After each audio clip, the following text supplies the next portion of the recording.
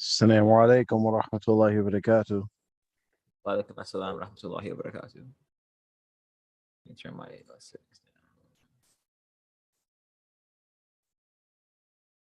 There we go.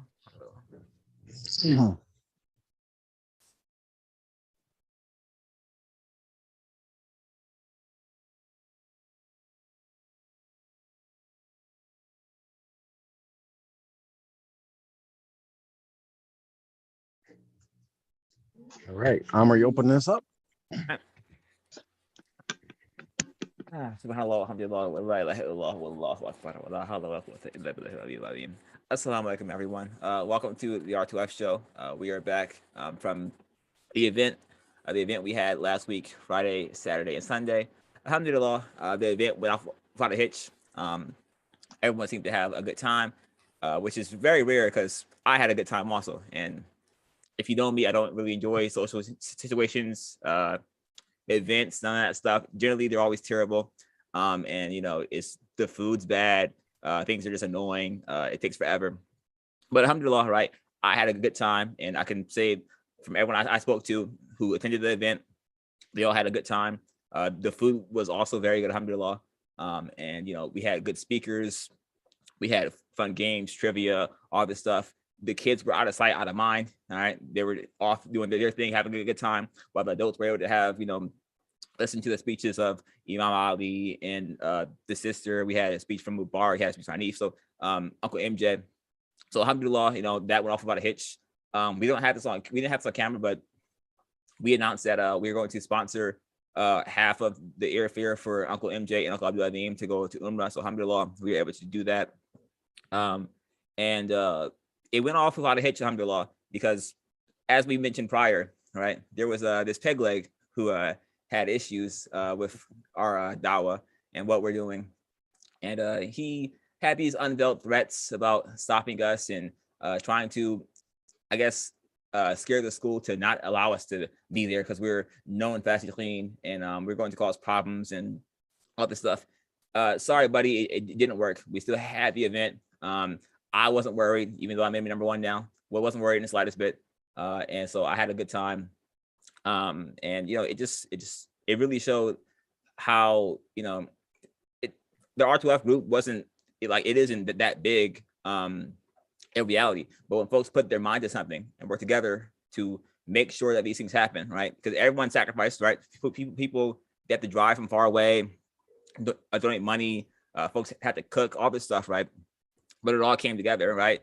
We came together, we unionized, right, and made this happen, right? And Jaffer here, right, is a big reason why that happened, right? Because Jaffer did all this stuff, logistics behind the scene, yada yada, and then he was still there at the event, setting up tables, setting up chairs. He was getting the speakers ready. He was making sure they had the prizes and stuff. Like he was really emceeing the whole event. So I have to give huge credit to Jaffer for everything that he was doing. And honestly, made me feel like, man, I probably should have done a lot more than I did, but I mean, alhamdulillah for what I was able to do, what he was able to do, and everything went off well. So shukran everyone for attending. We do plan to do it again in the future, inshallah. And it's only up from here, inshallah. So it was a great event.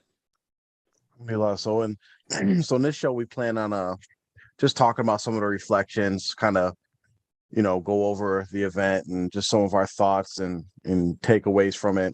And we will have to address the individual / individuals responsible for trying to put a stop to the event.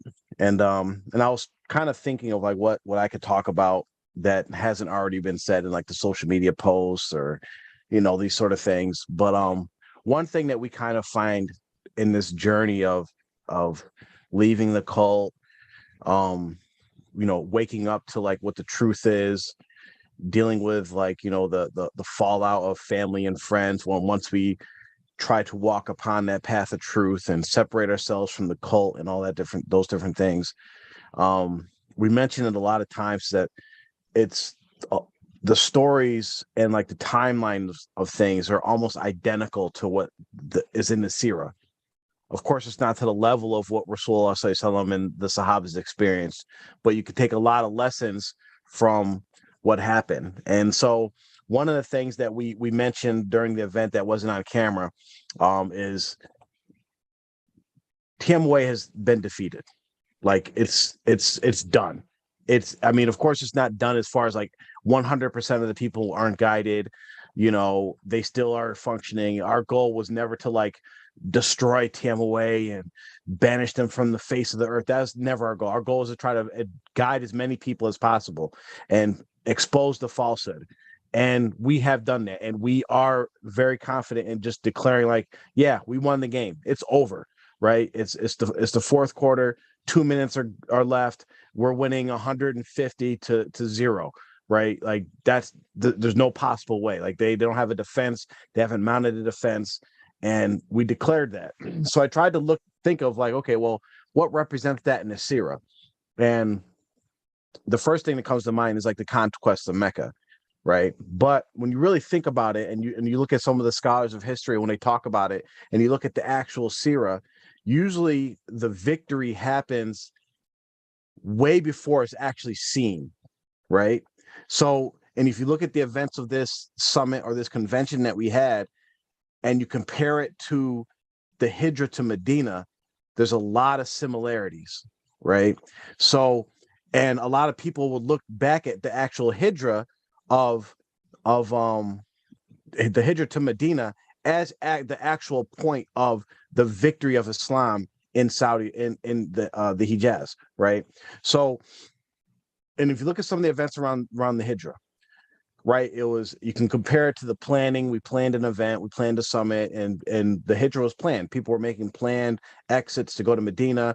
Rasul Sallam and Abu Bakr were like, you know, one of the last to go, and so the Meccan pagans knew, and they knew that, okay, we cannot let him get to Medina because he's going to be able to establish himself and they're going to become an actual force and we won't be able to deal with him anymore.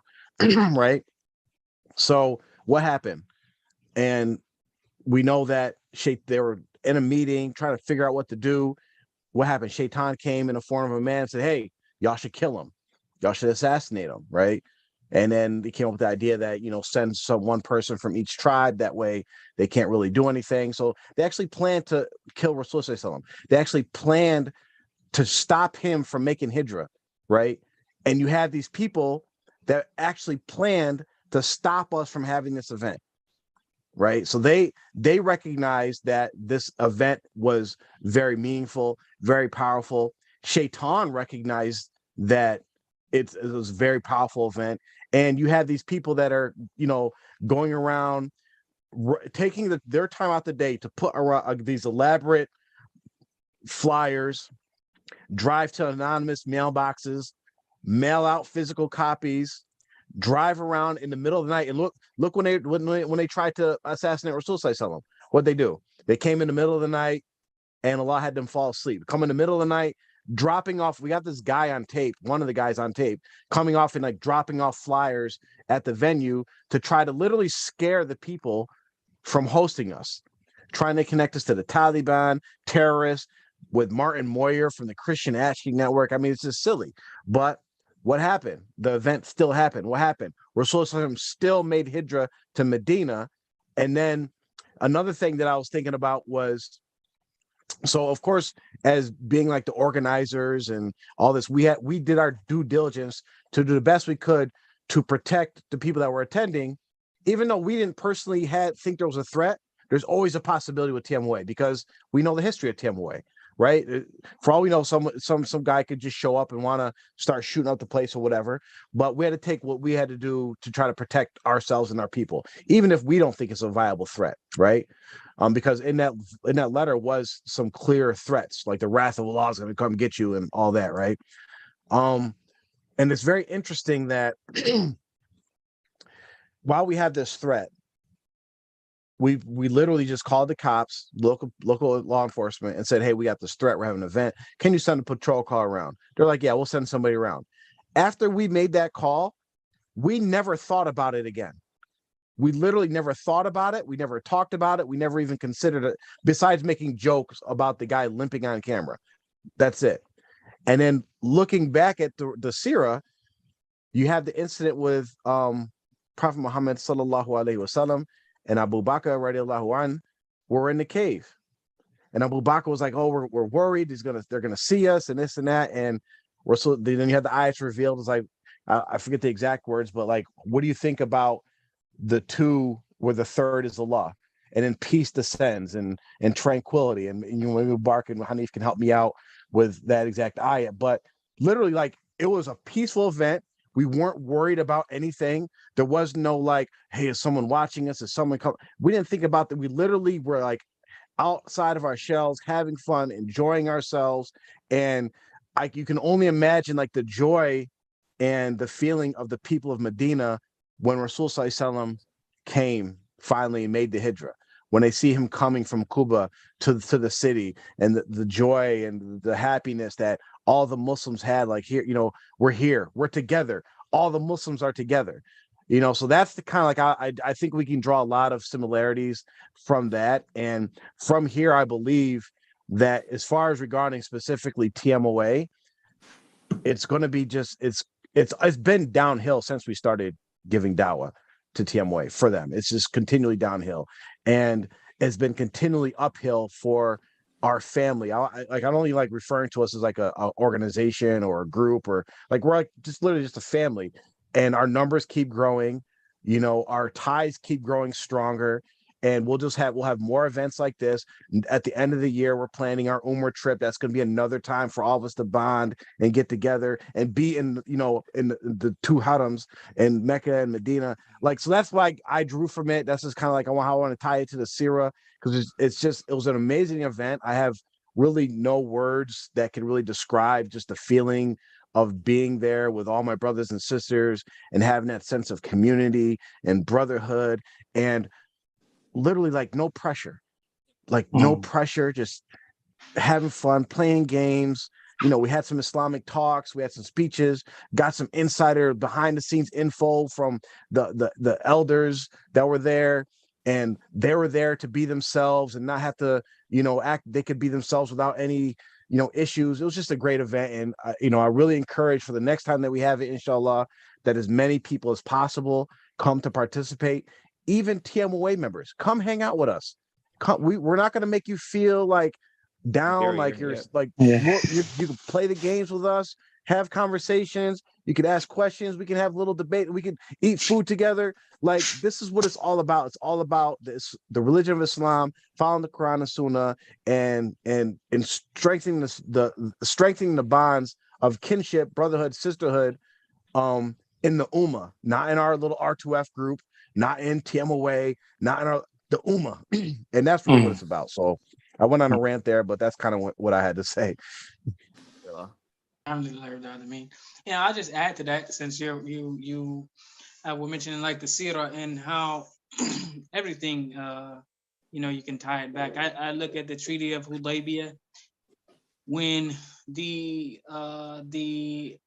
mushrikeen, the pagans, the opposition, and a lot of those people who were the leaders of the opposition actually wound up becoming not only Muslims and companions and Sahabas, but instrumental in the growth and the spread of Islam after that. But the Treaty of Hudaybiyah, when the Muslims were trying to make Umrah, and they were coming, and they made all sorts of stipulations. They blocked them, of course, and then they made a lot of stipulations in the agreement, and those, all of their efforts actually backfired and actually strengthened the Muslims, and they actually made it was better. And when Allah called it inna fatahna laka fathan mubina, that it was a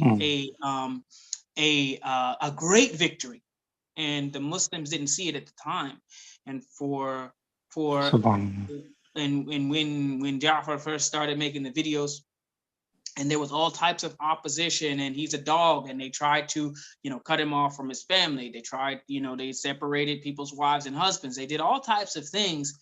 All of the things that they did actually backfired, to the point where they are scared to even like press a button on their phone. They're taking people's phones to the point where it is turned, you know, 180, to where even a small group has them cowering. in a corner. But that's one of the things in with the Treaty of Hudaybiyah, in which eventually the mushrikeen had to come to Rasulullah and says, please, let's take your people, and trying to renegotiate and saying, trying to renegotiate the deal. Basically, they wound up breaking it later. But the point was, they realized that what they were doing and what they had thought was a good deal for them, what thought would be beneficial for them, what would be profitable, and what would stop the Muslims, actually did the opposite. It had them grow exponentially, and inshallah, it will be the same for us. I hope, inshallah.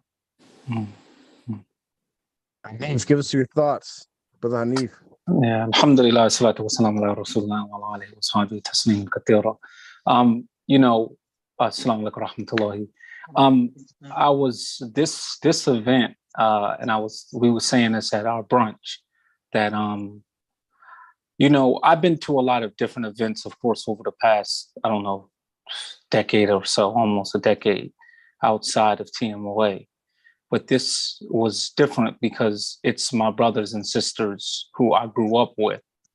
And I've never been to an event associated with any of y'all where it was not performative religiosity. And it was just people just showing up how they are. Like you said, it was, it's who the leaders are, but it's not, no one is saying I'm the leader. Let's stand up when Sheikh Mubarak and Sheikh Jafar comes into the room and Amr is here. You know what I mean? Like it was so natural. It was so organic. It was so fluid. It was so positive. It was so real. The sunnah was followed. The fact that we combined our prayers, nobody was making tayammum and making salat inside of the car. You know what I mean? It was something that was so pure. I mean, there was really activities for the kids. And then, of course, we have Hussein that releases the expense report that has never, ever been done in 40 years of TMOA, that we're telling you exactly where the money went.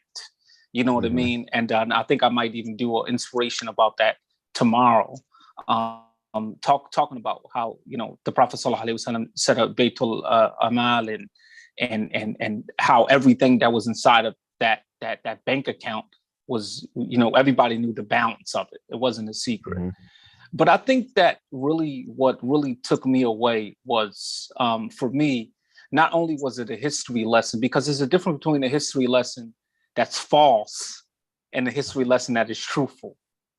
Mm. And to hear the history lesson from our elders, led by Uncle MJ, that right there just took me to a completely different level. I do want to mention something real quick before I bounce it to Amr. I talked about this in our chat. Sheikh Mubarak was sitting at the table and he was literally just preparing the speech. Now, it's so effortless to us because Allah has made it easy for us. He did not make the falsehood difficult to refute. It only becomes difficult to refute when you're coming from your own shahawat and your desires and your whims and different things like that. So literally we're not taking months to prepare for this. The planning of the event may take some months, but I don't know. I must have changed what I was going to say maybe 7 times, like what I was going to say. And then finally when I got there, I said, okay, this is what I'm going to settle on. But it was just it was a family event. It was the Eid. It was a family reunion. It was all those things in one. And to piggyback off of what Hanif said, about there not being pressure to do any one thing. Listen, I'm not gonna be in public just doing things. That's not how I might be here on the show, alhamdulillah, but during the event, where was I? Out of sight. Because that's just not who I am. And you might see me here and there mess with the camera, making sure that we have the recording going on and all that stuff. But besides that, that's just not who I am. So there wasn't pressure to do this, that, or the third. Everyone was able to be comfortable in their own zone, in their own lane, right? I was probably making food, cooking half an hour before the event started.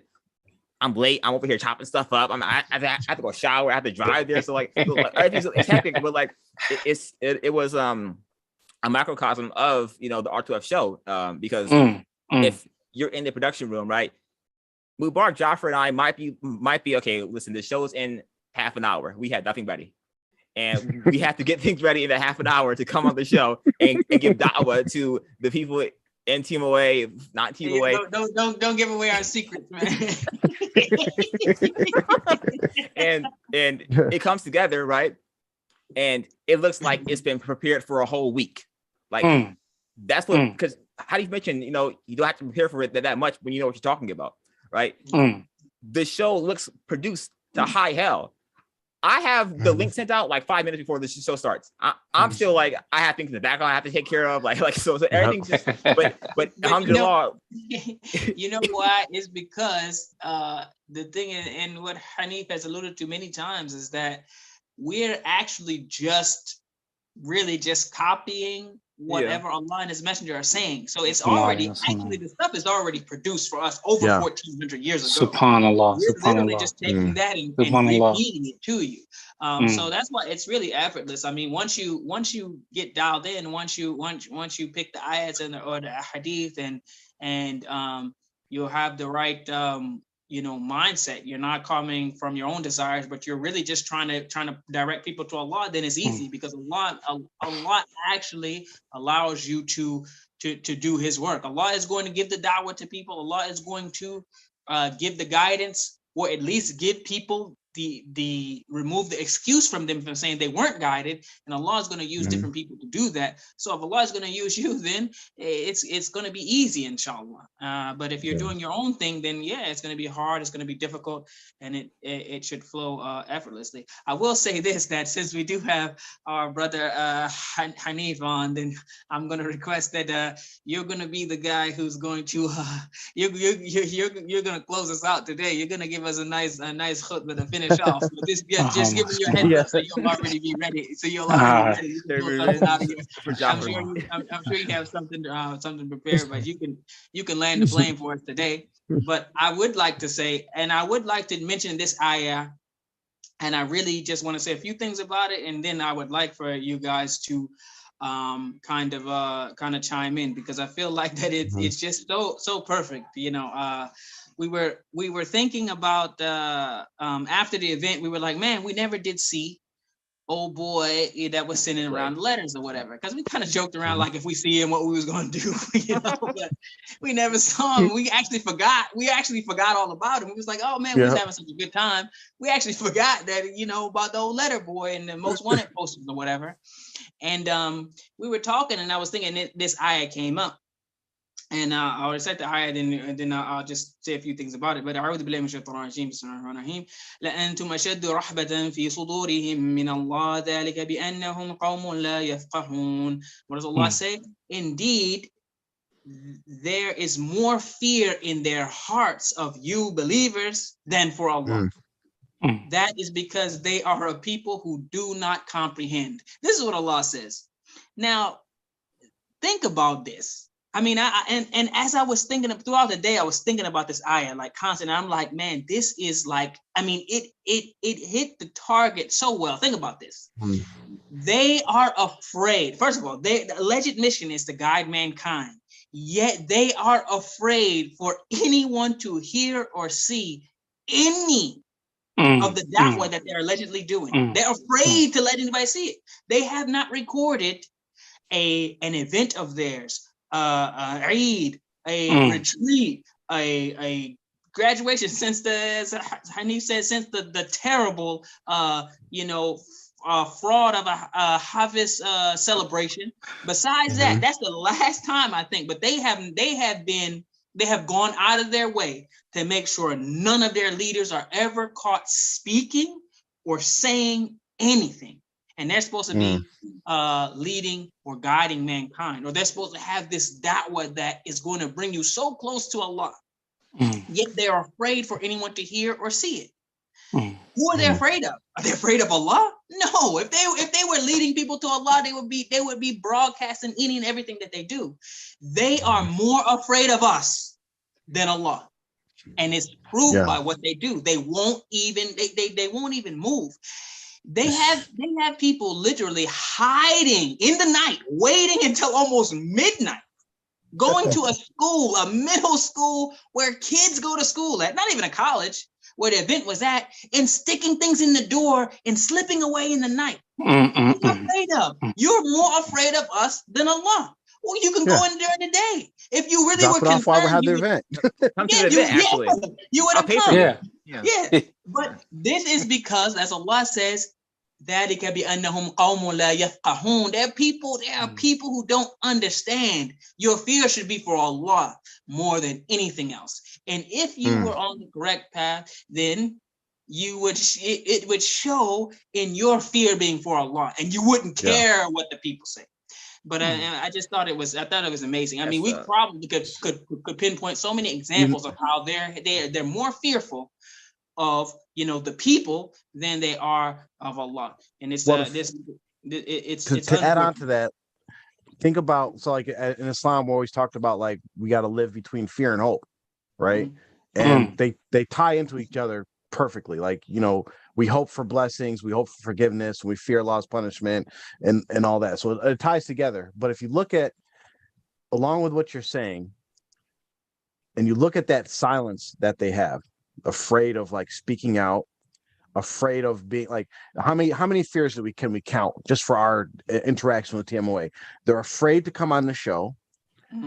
They're afraid for anybody to know that they contact us. So like when they contact us to debate or ask questions, don't tell anybody I contacted you. Don't make sure you don't tell you. They're afraid for anybody to know that they like actually even talk to us.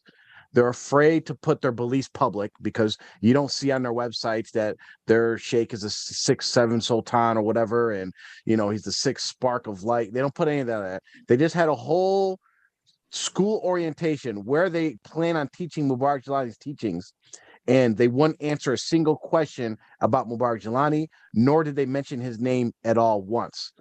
Right? You have them afraid to propagate their beliefs, afraid to engage with us, afraid for everything. So like when you compare it, their actual silence comes from fearing people and hoping in people.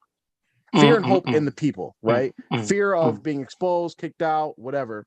Then you compare it to R2F. And R2F doesn't mean just us on the show, doesn't mean us hosts. It means everybody that's on the social media that's liking comments, making comments, liking posts, sharing different videos. That's all R2F. This is all, when we say R2F, we're talking about everybody that's basically standing up against the falsehood, right? And when you look at the startings of R2F, we are literally speaking out, not being silent, even though we really like, we don't really want to do this. Like if we could put our efforts to like something more enjoyable, we would do it. But we do it because we fear Allah and we hope in getting the blessings from Allah by giving the dawah. So it's literally like polar opposites, that we speak out because of our fear of Allah. They remain silent because of their fear of the people. And like you said, that's a clear example of like, okay, if you guys step back and look at that, taking all things equal, and to just look at that, who do you think is closer to the right path? And Hanif had posted, had shared the saying, I believe it was of Umar ibn Umar was basically the quote is like, whoever's practicing the religion in secrecy is upon falsehood, and that describes out to the T. So it's very amazing when you look at that and you compare the two. Guys, wake up! Come on. They even fear, where they kick people out. They kick people out for, or excommunicate them for even responding to us. Even the people who have a little bit of bravery, even if they respond, then they're kicked out.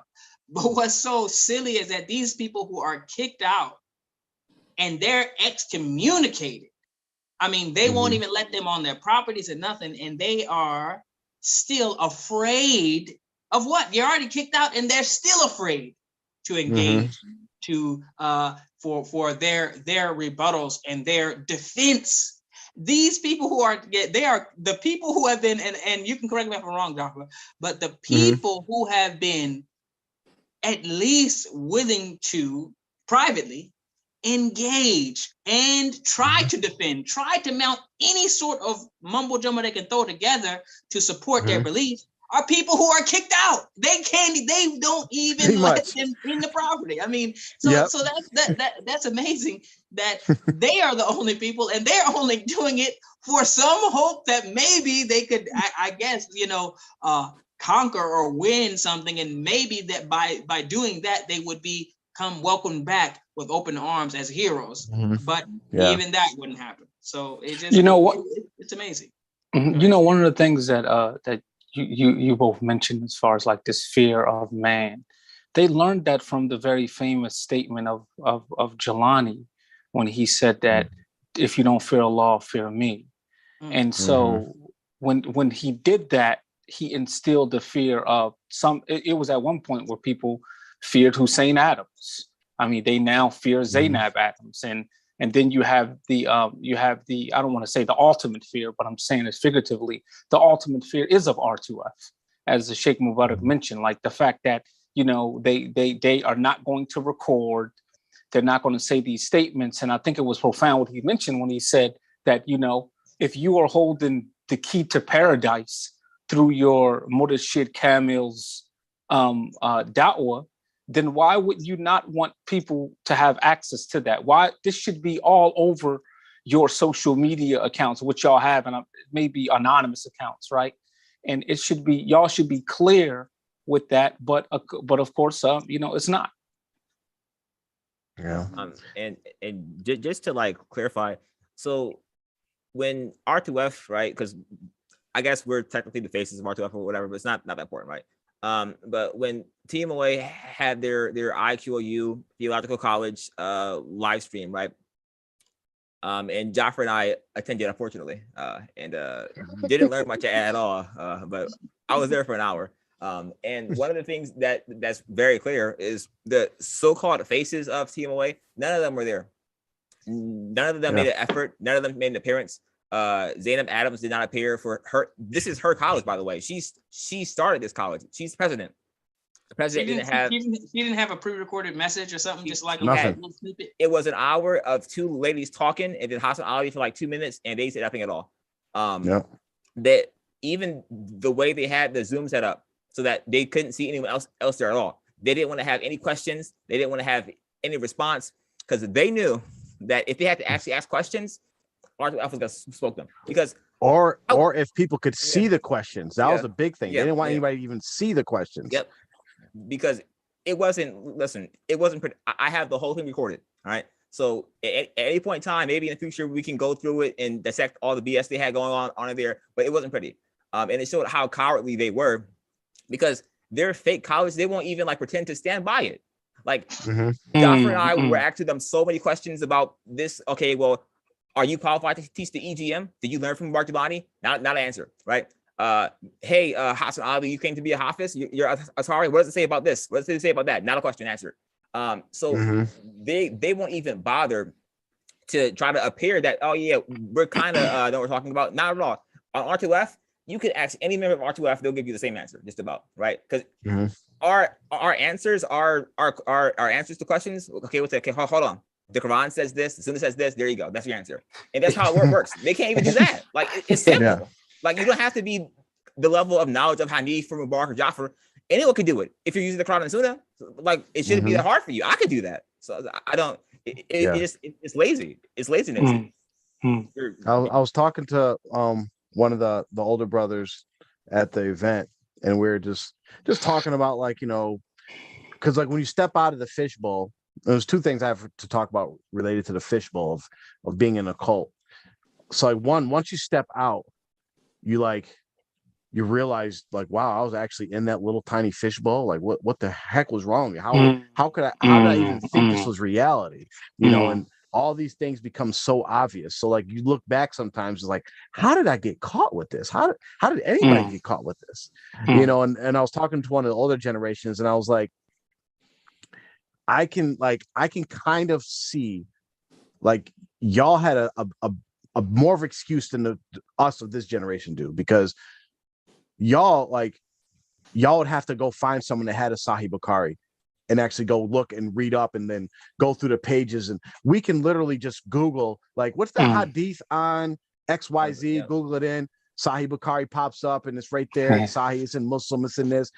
We can literally look up all that. Like anything that comes up in TMOA that Mubarak Jalani says, that Noor says, that Hussein Adams says, that any of these fake Azhari scholars say, you can literally just go and type in what they say, and something will come up and say, no, that's not part of Islam. Yes, that is part of Islam. You know, you can easily do that. So that's one thing. The other thing relates to, I was thinking about this guy's flyer he put out, this most wanted American Taliban, and it's really sad to see that this guy or these people came up with this thinking that people outside of TMOA, excuse my language, would give a shit about anything that was in that flyer. They're gonna read it like Martin Moyer, American Taliban, COINTELPRO. What the hell is this person talking about? Because if you read it outside the lens of TMOA, the person sounds like a nutcase. Literally a nutcase. Like, what the hell is this person talking about? But you can imagine them really putting this together, like, yeah, man. Oh, yeah, COINTELPRO. Oh, yeah, give me that picture of Martin Moyer. Let's put it there. Oh, this is going to get them. This is going to scare them. They ain't holding this event, and really thought it was going to do something. And then the people who got this is like, what is this crap? Who are these people? Not even knowing that, and this is kind of, I'm just realizing this now. It gave me a little chill thinking about it. Not even knowing that the person that they're sending it to is an ex-Dar al-Islam member that did not follow Mubarak Jalani, is looking at you like, these fools don't scare me. Qadr Allah set that up 40 years ago, that this person was going to be the administrator of the school that's hosting our event, to know exactly, like, I know how these fools operate, and this don't mean nothing. Right? I mean, it's nutty, and you guys have to really step out of your little box and like, okay, is this reality? Because it reminds me sometimes, like, for instance, Hussein Adams used to play basketball with us, right? And we'd go play basketball outside of like the local court or whatever, go play in like Binghamton with other non-Muslims and stuff. And sometimes he would forget, like, we aren't on the land anymore. You made that bullcrap foul call, and they're not going to respect it because you're the Khalifa, right? Yeah. Like, you have to step into reality. You know what I mean? Like, in a lot of these people, you have these conversations with them, and they forget that TMOA is not reality. It's fantasy land, and when you come into reality, all that stuff doesn't work. You know, if you come into reality and tell your job that, like, oh yeah, I don't need a vaccination to work here because, you know, my sheikh prescribed me hair water, they're gonna be like, what? Right. And you guys know enough not even to say that, but some don't. Oh, my sheikh gave us a miracle cure, and we have magic hair water that's going to cure us. Even though I got COVID 3 times, but it's still working. You know, alhamdulillah. It's just sad at a certain point. It is really sad to like look over that and like these old heads, because we know it's the older generation because of the Kaiser Soze limp, are literally sitting back, think this is their reality, and thinking like this stuff works. It doesn't work. Putting fake FBI seals and CIA seals and national security seals. No one's falling for that. Yeah. For you to go and stick it in the door. I mean, they were sticking them in the door and just random places. I mean, you mailed one. I mean, I guess he sent like 3 or 4 the same letter or whatever. It's like, yo, you were on campus. All you had to do was wait till business hours and just walk up and talk to the people if you were that concerned. It's like it's like when you get like the spam email or like like you're not gonna pay attention to it. It's like, you know, one of those doomsday, one of the guys standing outside with a doomsday flyer talking about the world is going to end. Seems like a crazy person. You know what I thought was, even as I'm looking at this now, like when I first looked at this, I said, what year is this?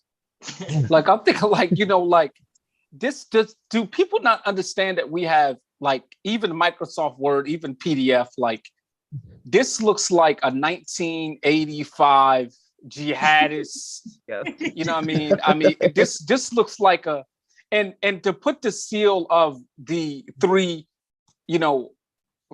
federal agencies as if it's coming from them. You know, you know, if Yeah. it's coming from, as if it's coming from, as somebody's going to say, "Oh wow, this is an official seal." The seal is not going to be, you know, it's just like, I mean, like you could just see the mindset of these are the things that worked back in 1970, I guess, or whatever the case may be. I don't even. Right. I would be. You know, I want you to pull up the seal of both and see if that's actually the updated seals that they have. I would be surprised if it's like that, an outdated seal of the FBI, if that's really even the FBI seal. And it's You so know? lazy because literally, like the higher ups at the school, all of them know me. So like, how is that gonna work?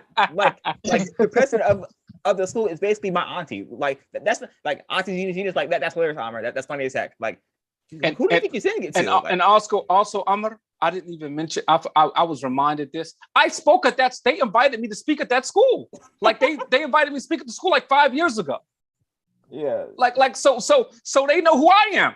Like it's just Yeah. like, you know, it's like it's foolish, man. Yeah, and it's funny because, I mean, it's not funny because you see like the mindset of these cult members, especially the older ones, but then you compare that to the ex-DAR members. You know, we had ex-DAR members, some who followed Jelani and some who didn't, right? Older leaders of the DAR, people that were kids when they were DAR, all come together, right? And you see them out, like they're outside of this cult mindset, especially the ones that were in TMOA, where you have people that like Imam Ali Muhammad, who didn't follow the DAR, who's literally criticizing them like right to their face, like, yeah, y'all was on some dumb stuff, right? But then they're mature enough to take it like, yeah, I was on some dumb stuff, right?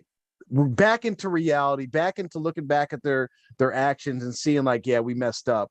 But then you have these people that they're the same age, stuck into this TMOA cult mindset, thinking these same type of tactics would work. Like you might get somebody back in 1970 that didn't know what like a photocopier was, or people could easily go flash like a fake FBI ID and people thought they were law enforcement. This doesn't work nowadays. Like this, it doesn't work. And for you guys to put that much effort in to trying to stop our, like, think about it. What's the narrative?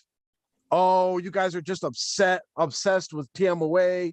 Move on with your lives. You guys got nothing better to do. We're literally just planning an event to get together with ourselves. We invited y'all, but we knew you wouldn't come. And y'all are literally, you probably had to travel. What if you had to rent a car? You had to probably get a hotel, wait to the middle of the night. Instead of making to Hajj or reading Quran, you're driving to a school, dropping off fake pamphlets, and literally we have an open door. You can come talk to us anytime, at any point in time. Put the effort into defending your beliefs. Go ahead. Also, and this is important to interject in this, and this is real deep, right? And I'm thinking, as the more and more you talk about this, the more things are revealed. So Allah Azza wa Jalla says, "Wallahu khayrul makirin," Allah is the best of planners. So when you plan and plot, Allah Azza wa Jalla is the best of it. He's going to reverse what you're doing if it's not good. So as you talking about them going at nighttime and doing this, they put Martin Moyer on there. They refuted Martin Moyer for dropping off pamphlets on the land. But yet they're doing the same exact thing. They're doing the same exact thing that they are saying is the American. You can't. No, wallahi, you cannot make this stuff up, man. It's just crazy, man. So I just wanted to mention that. Did he drop him off in like a plane or like? Yeah, he dropped off. Yeah, ain't that crazy? This year already, they had this man delivering papers to the school. He can barely walk. And we were there on Friday till like 10 p.m. waiting for you, brother. Like the door, like the round table was like, all right, inshallah, he's gonna appear. He didn't appear at all. Like this is the confidence you have where you're not even putting your name behind it. You're trying to like have multiple different postages to, okay, if this is New York, Philly, South Carolina, and it's got to Virginia somehow. Like this is how terrified you are. Everything that we say, we put our name to it, our face to it, we're confident. Like Jafar Mubarak said this last week on our show, you are a coward. This is plain as day, because all the smoke you had for us and the known fasiqeen and most wanted, where was that at? Come pay the bounty, please. Like where was like it was all talk. It was all talk. Yeah. And again, to the people that's involved in this, I guess you can say conspiracy or whatever plot, just come talk to us. We won't tell on you guys. We won't tell anybody. Nor won't find out. Your mom won't find out. Don't worry. We'll keep it secret. Yeah. Right. She's not gonna kick you out. She's too busy counting her cash, swimming in her pools of gold dinars. But just come talk to us. Come talk to us. And like I've had conversation with at least one or two people throughout the years, and only one or two, that we actually had a cordial conversation, and you put everything on the table. And at the end of it, if you still want to be on what you're upon, fine. We don't need to talk anymore.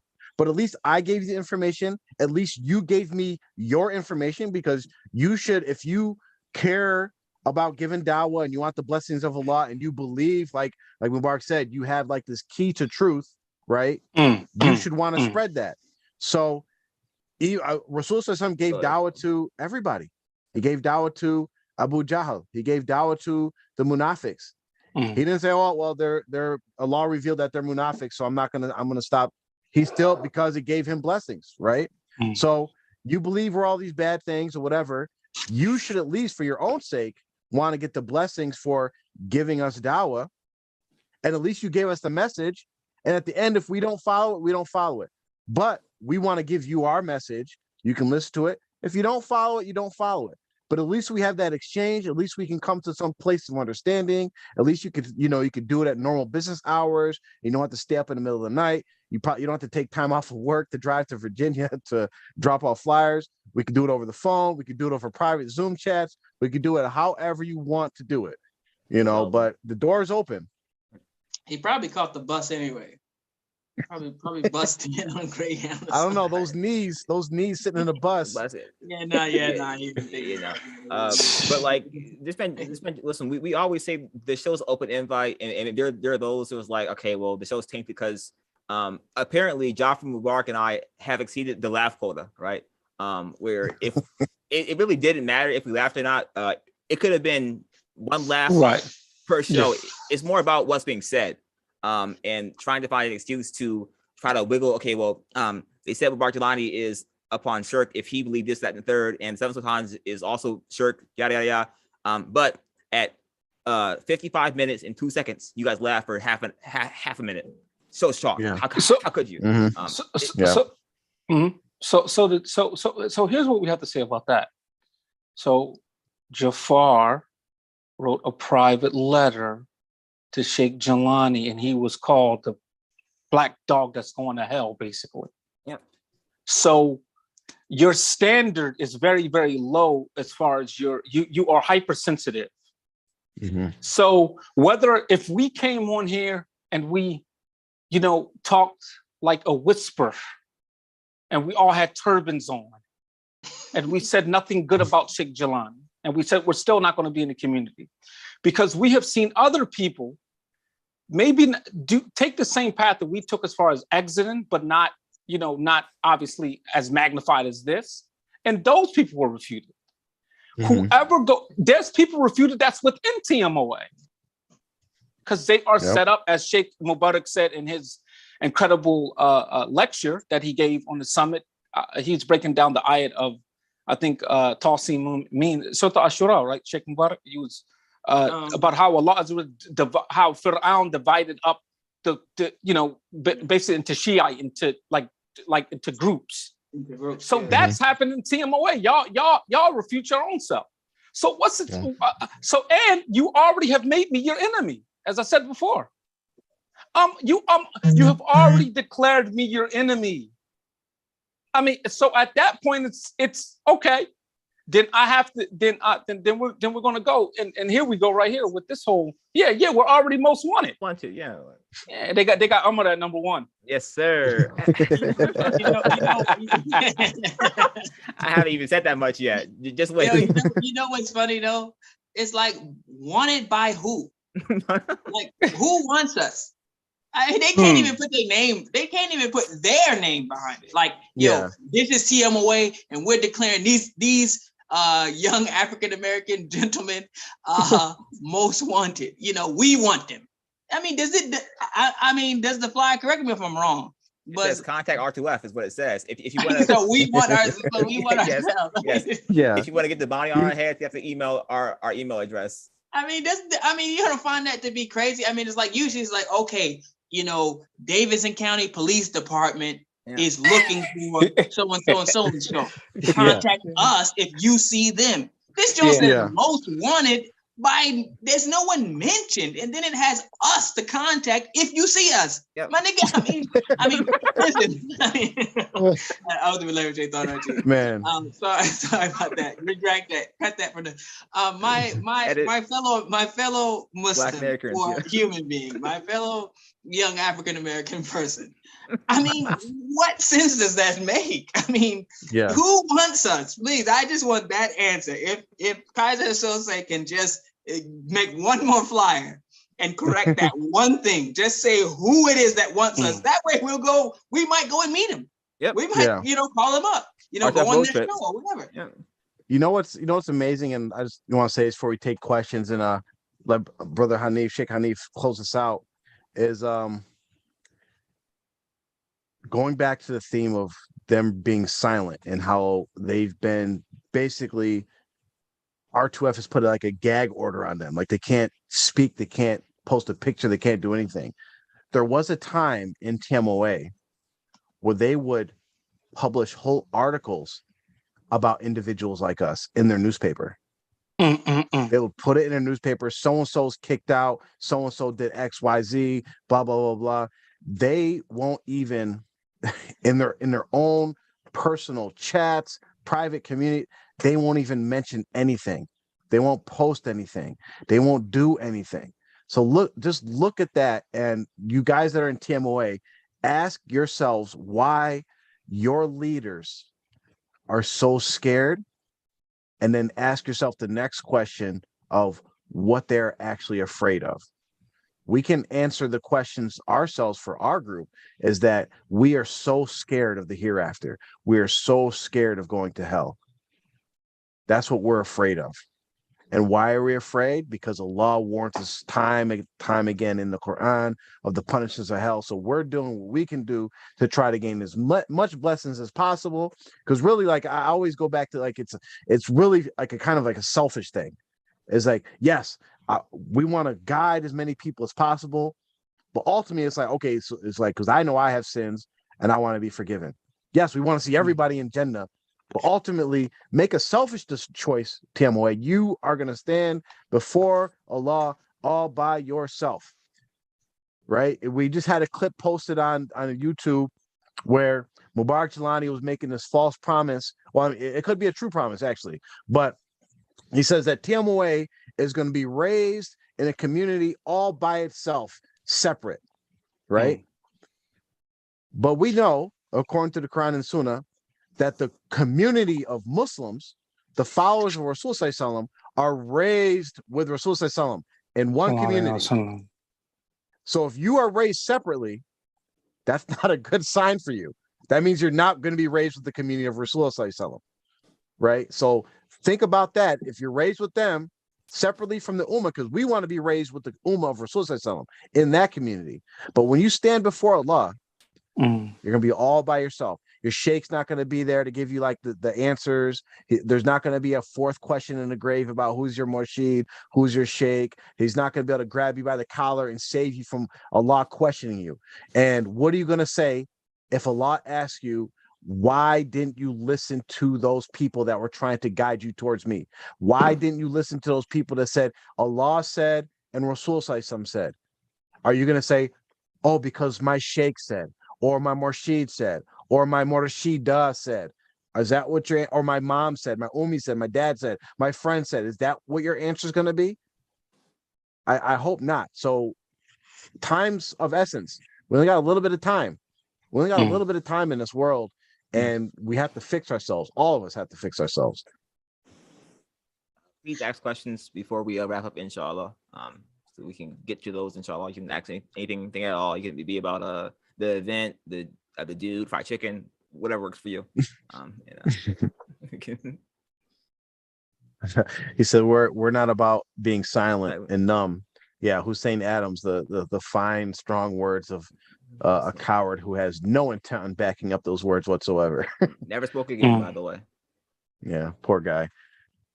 May Allah give him courage and guide him. Do you think money would entice cult members to come out of their hole? That's funny. Quick answer.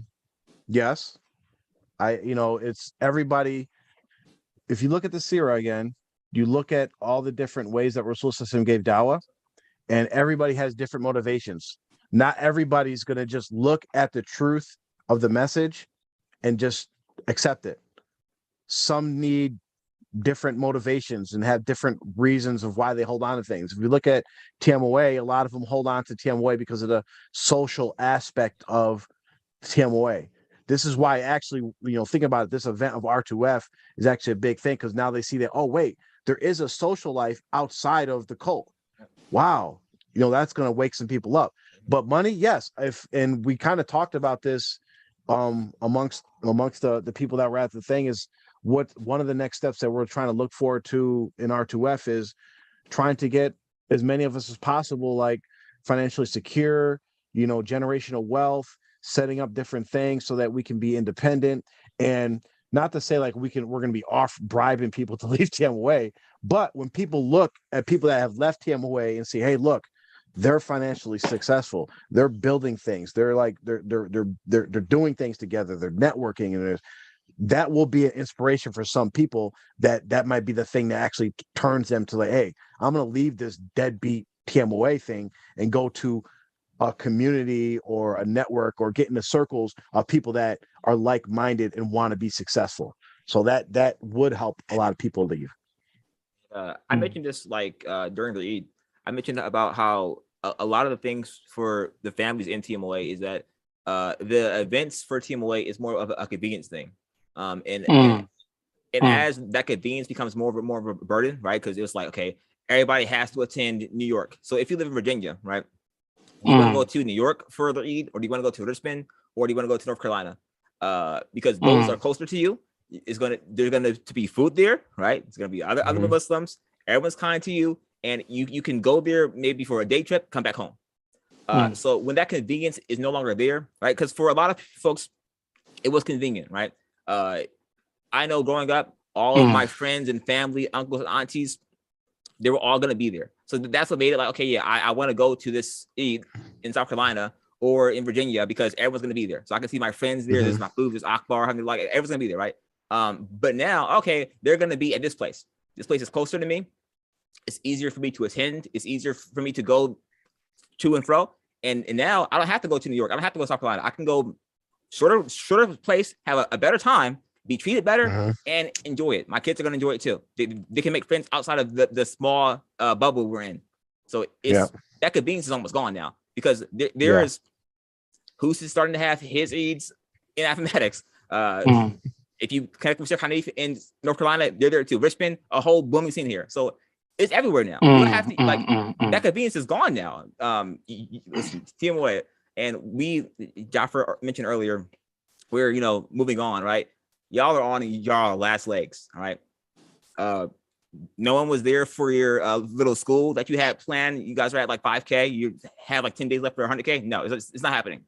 So though that camel is gone. It's leaving you behind. You guys stand in the desert now. You have to come along with us, or you're stuck there. Yep. So I don't think we have. Wait, do we think there will be a cell phone ban in TMOA? Well, they pretty much have a partial ban. No meetings. No cell phones for no meetings. Question is, would it even matter, because they're still under a Facebook ban, I believe. So they're on a social media ban. It never got lifted. Facebook though. Yeah. I mean, matter of fact, I mean it's mandatory for them all to live on the land, and 98% of the people in TMOA don't live on the land. So I mean, these bans or these mandates and stuff, they really don't mean anything. A lot of people It's funny. One of the brothers was pointing out that somebody that was posting some, some self-righteous, stuff, on their status or something like that, and they don't even roll like that. They ain't really down like that. They just most of the stuff is just like, yeah, Abuji said so and so and so. So Abuji said no media, and they're on Facebook telling you that. Or Abuji said, hear and obey, and they're living in a condo in the city, and have never lived on the land. Or no going to school. Meanwhile, the most prominent and the most celebrated people are people who literally defied that junk and went to school. So will there be a cell phone ban? Probably not, but even if there is, it won't even matter. I think we're ready for. Before we close, I do want to mention that even though we just had our summit or event or convention, whatever, if anybody has ideas for the next one, it's never too early to mention them. Hang on, we do have some questions, but it's never too early to mention them. That's what I was going to say. Never too early to mention your ideas or things that you think should be added or should be done. We're gonna inshallah improve upon the next one, and inshallah it will be even better. So we're gonna try to build on that. Got a couple more questions in the thing. What are the similarities with the college being a 501c3 and TMOA's other ventures? Actually, I think they mentioned that the college is as for profit, right? I think in the beginning of that, John, they said it's actually for profit. So they quickly slid that in there in the very beginning and then zoomed away from it. But they said straight up, we about that bank with this college. We trying to make that money. They off that bag, They're trying to secure the bag for sure. They also said that they also said that if anybody knows anything about like the businesses and all the different things that happened in the past at TMOA, is whenever you have any type of business like that, there's just all types of ways to get money and siphon money, whether it's through grants, like they're charging like $2,000 something like a semester. And like the amount they're charging for credit hours, you would think that they were like a well-established school when literally like this is supposed to be their first semester. So it's a money grab. It's another way to take it, like because you think about like all the different grants they can get, different loans they'll take out in different people's names, and just bank more money. Someone might go to jail again, and they'll go down with the ship and not snitching anybody, get out 20 years later and not be allowed to come back to the Jamaat. And maybe their son will be like, oh, let me back to the Jamaat. And then they'll kick them out too because you asked like that. We already seen this happen before. If they actually have an on-campus job, they're going to roll out an old dusty daggone VCR and pop in the tape. The VHS tapes. No. They said during their live interview thing for the school that the school is not up to standard to be open for the public. So it's all going to be virtual. And they also said that in case an act of God happens, we can just close the school and not refund you. And they said right up like one of the things you see the hustle. One of the things they're trying to do is, I guess it got labeled like a historic, like whatever. Like they really keyed in on that because why? That's a potential for them to get grants and other types of funding just for the sake of it being a historical landmark or something. It was like the first like black school in Charlotte Courthouse area or in Appomattox or something like that. So I mean, they're holding on to that. So they have their ideas of how they're going to get money out of it. But we already know there's only going to be a few people that actually benefit from it, like the people that's actually on the name of the corporation, like Noor, the president of the school, who didn't even bother to like forget like a pre-recorded, not even a written message, not even like, hey, assalamu alaikum, I'm the president, join my school. This school is accredited. Accreditation. But like I mentioned earlier about how it's crumbling before our eyes. Look at how much money they've raised. The last launch good they had was at 80K basically. This is at 4K. They have 13 days left. It's not going to get to 100K because folks are waking up. This is clear as day. The last time Noor, who also have the organized thing from her. She had 75, 80K. Now it's only at 4K. Why? Because as you can see, the DAO was working. Alhamdulillah. And folks are like, okay, I gave $100,000 for the Lighthouse Academia school that's in the same place. It's in the same location. Where did it go? The money disappear? So and Noor is sitting on at least $5 million. She just and she's asking y'all for money to start her for-profit business. She's saying, fund my for-profit business. Imagine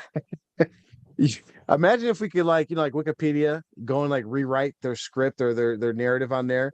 Like, donate now. I have $5 million, but I'm not going to use it for this venture. I want you to fund my new business, and see how much money she gets. I donated $1,000. Be generous. Like what? There will still be somebody talking about my sheikh and will still be donating. That's only because she's single. As soon as Noor gets married again, it's shocked for all the dudes in the team away. It's gone. Yeah, I never believe her anyway. Persian Empress asks, is the new IQOU school currently an uncertified empty warehouse? Yes. But also, according to the Theological College, IQOU, no schools are accredited. All right. Azhar isn't accredited at all. So according to them, there is no accredited Islamic schools. So that's why they're not accredited. Astaghfirullah. Yeah. So. See, the thing is that they're so ignorant, right, of what they're doing, is that they don't understand that there's a difference between United States accreditation, right, with colleges where you can actually give accredited degrees according to U.S. state of education, whatever the governing body of that is, which there's different ones depending on the region, right? And Islamic accreditation. There's a very big difference. So like schools in America, like I go to a school now that, they give out Islamic degrees, but they're trying to get American accreditation. But the students, most of us are adult learners, which already have accredited degrees in other areas. We really don't care about the American accreditation because we care about the Islamic accreditation. So when you have the nerve to say out your mouth, Azhar and University of Medina are not accredited schools, you are completely ignorant of Islamic education and actually Azhar education, period, because they give out real degrees as well there too, secular degrees. I would challenge anyone. I would say that it's very, very hard to find. It maybe coming out of like the Deobandi system, or some of the South Africa has a strong Islamic educational system, but for the most part, I would say you would find it hard to come across any student of knowledge who their teachers, their chain, who they are taught or learn from, does not intersect with Al-Azhar or Medina University. I think you would struggle to find any person, even the Deobandi, even out of India, probably their shuyukh, they still go there and study and come back, because it's something. It's not always just about you, sticking, your head in the sand with just your sheikh. A lot of the ulama of the past, and they would know this if they did a little bit of studying, how they studied with their sheikh, and then when they got the chance to travel and go study with another sheikh and study, and actually, sorry for going on this tangent, just small thing, and then I'm gonna stop. But so basically, Abu Taba was explaining in one of his classes recently that what the ulama used to do is they would study from Eid al-Adha, from after first of Muharram, basically first of the Islamic New Year. They would study all the way up until before Ramadan. Then between Ramadan and then Eid, and then between those months, they would spend in Medina, actually. And these are the shuyukh from all over the world, from Africa, from India, from Asia, from wherever. And they would actually stay there and exchange information and questions and classes or whatever with other shuyukh and learn from them. Then they would go back to Asia and Africa and all these places. So Medina, Mecca, Medina is the hub really for learning anyway. So the real shuyukh that are really about, making sure that they have, as much of Islamic knowledge, and they're not worried about, who it is that's going to say, oh, are these people or that people? They're looking for the knowledge, and they're sharing the information that they have with other shuyukh, and they would do that between Ramadan and Eid al-Adha. In Medina, they would stay there. And this was before the internet and all this, where it's easy to kind of, pick up the phone and call and do these things. But before that, that is what they were doing. So just a tip of information. No, that's 100% true and great. And also, like Mubarak said, you have faculty who will be professors that went to Azhar according to you. So, they aren't defending their school like, no, because Hassan Ali was there. He made an appearance. So he's not defending, saying, hey, no. Azhar is definitely the most accredited school in the world. Like, you should be defending your alma mater, but brother. And also, what I don't see, so they have a lot of Azharis on their staff. You know how I don't see El Jilani or something like that. So someone trained from their Mujaddid of the century, Murshid Khamil. Yeah. This perfect shape doesn't teach you anything. Because no, besides Zainab Adams, the only person that has Jelani in the name anywhere is her.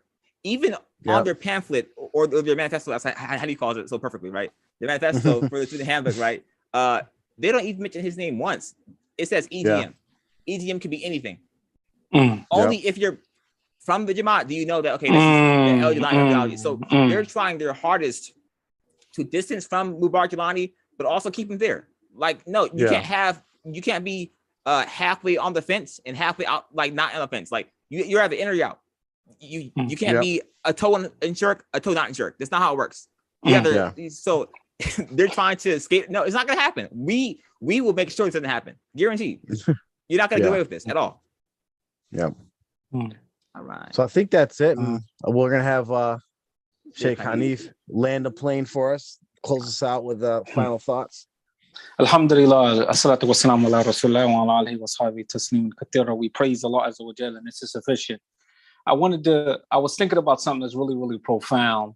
And that is, that's basically what we call the arrivals and departures. When you are at an airport, you always have the arrivals and you always have the departures. Two incredible, significant things are happening. When people are arriving, their family members are meeting them and they're very, very happy. When people are departing, their family members are very, very sad. And this is the mathalan, this is the example that we pull from the this dunya. And we want to parallel this with TMOA, and we want to make this sincere plea to you in our da'wah to Allah, and our da'wah from Allah Azza wa Jalla, in the authentic sunnah of Prophet Muhammad sallallahu alaihi wasallam. When you are inside of the airport, there are things that you're willing to compromise.